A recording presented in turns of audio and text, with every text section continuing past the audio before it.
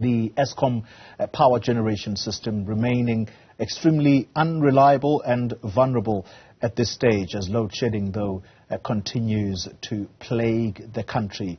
This is according to the Electricity Minister, Dr Kgosientsho Ramokgopa, who gave an update on the country's energy plan a short while ago. Ramokgopa saying the power utility took advantage of the reduced demand during the festive season to ramp up planned maintenance. Let's speak now to Newzroom Afrika's Nqobile Madlala, who attended that briefing. Nqobile, good morning to you. My understanding is that the minister, part of what he was saying is that specifically as it relates to planned maintenance, the plants or the units should not quickly reverse to breaking down after they have just come out of that planned maintenance. Is that what is troubling Eskom right now? Is that something that is actually of priority?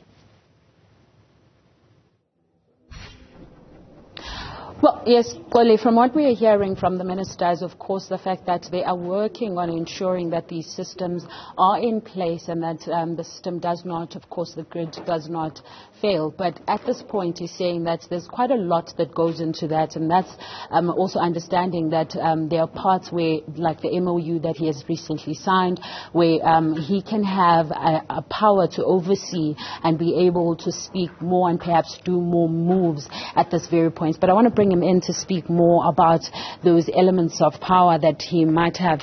Minister, what does this MOU specifically assist in ensuring that we don't have load shedding? Well, the MOU signing it doesn't give us more megawatts, so that's the point. But what it does is to streamline the responsibilities.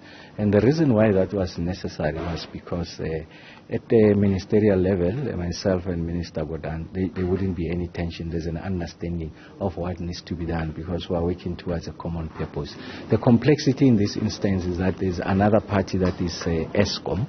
So you really wanted to crystallize from a board's point of view, management point of view, the degree to which they are able to relate to one minister on a particular issue or set of issues vis-a-vis the other minister. So we have had a situation where the Minister of Public Enterprises is designated as a shareholder representative, essentially having sole responsibility to oversee the work of Eskom. So what it does now is to introduce the Minister of Electricity as a proxy to the Minister of Public Enterprises, essentially saying that there are those functions that were performed previously in relation to interaction with Eskom that was done by the Minister of Public Enterprises, then it will be done by the Minister of Electricity. What that does, it allows us to move with speed so that there's no toing and froing. We don't have to, if you like, almost triangulate, move from one person to the other or institution to the other.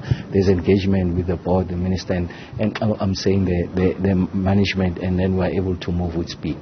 But Minister, in that moving with speed, can you perhaps tell us when then can we see those fruits that will come out of there? When can we see no load shedding?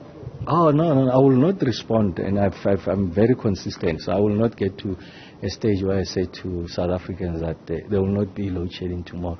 I mean, if you look at the performance of the system, we had ramped up the planned maintenance during December because demand was very low. We are going to bring down planned maintenance. We've pulled back on the engagement or the use of picking plants. That's diesel because it's very expensive.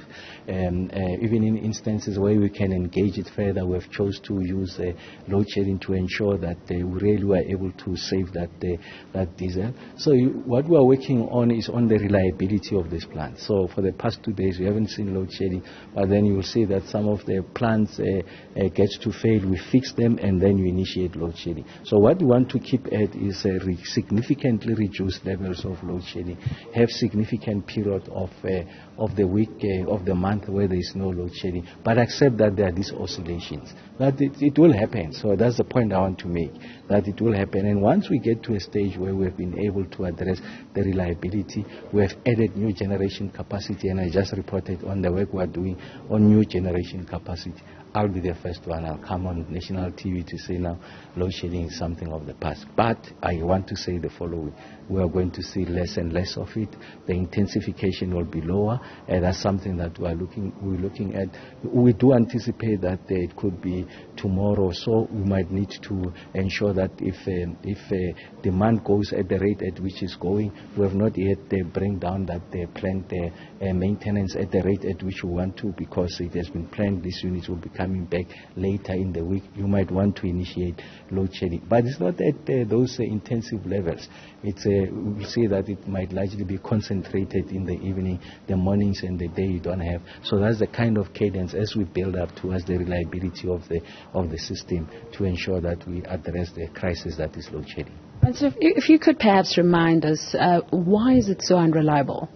Oh, well, it's a good question. Well, it's a legacy issue. So there was a period in the life of Eskom, the recent past, where Eskom's balance sheet has been compromised, remains to be compromised. They didn't get any fiscal support because National Treasury was saying, but you must live within your means. And of course, you can't overburden the consumer by having unreasonable tariff increases, because you want to use that money to invest in maintenance. So as a result, they pull back on maintenance. And that's why you see that a lot of these plants they have not been maintained at the level at which they should be, and that's why you see us being aggressive. I mean, during December, for an example, even until last week, we ramped up plant maintenance to about 9,800 megawatts.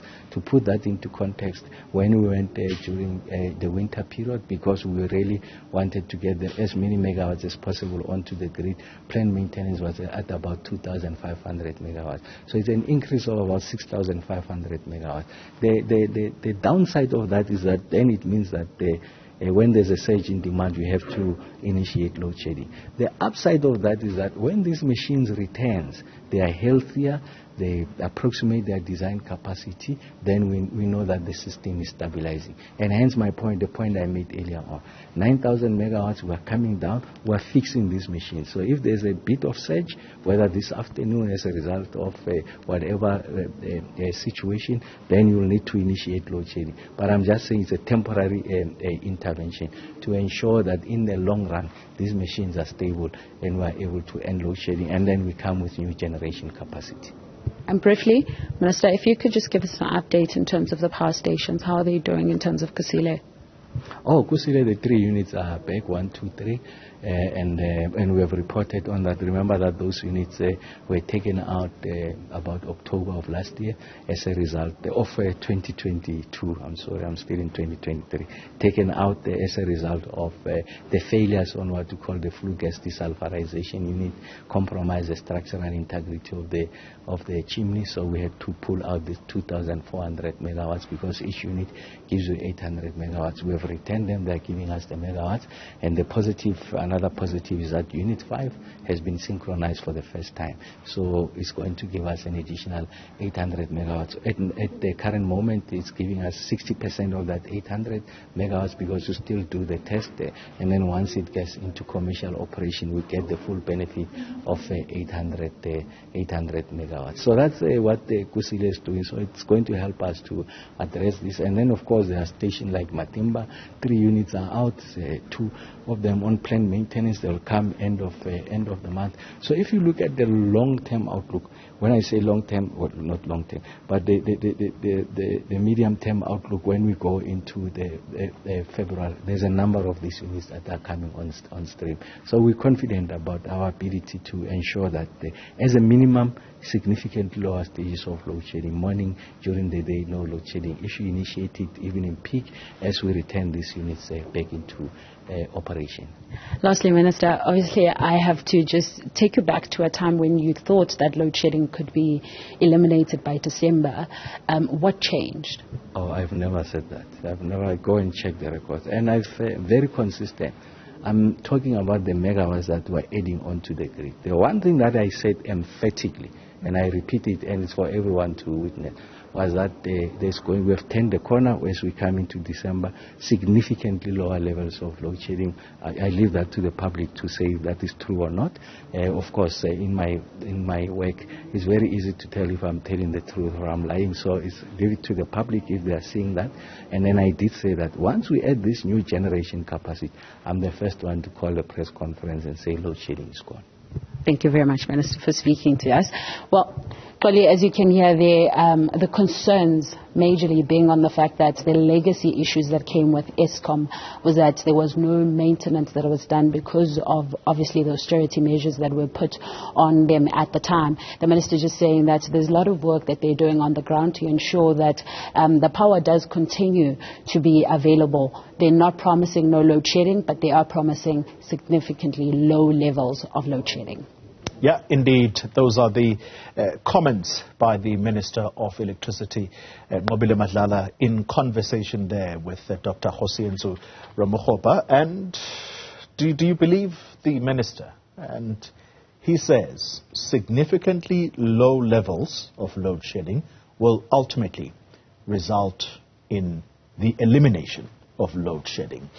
And that's where the country desperately wants to be. We shall see how long it takes for us to get there.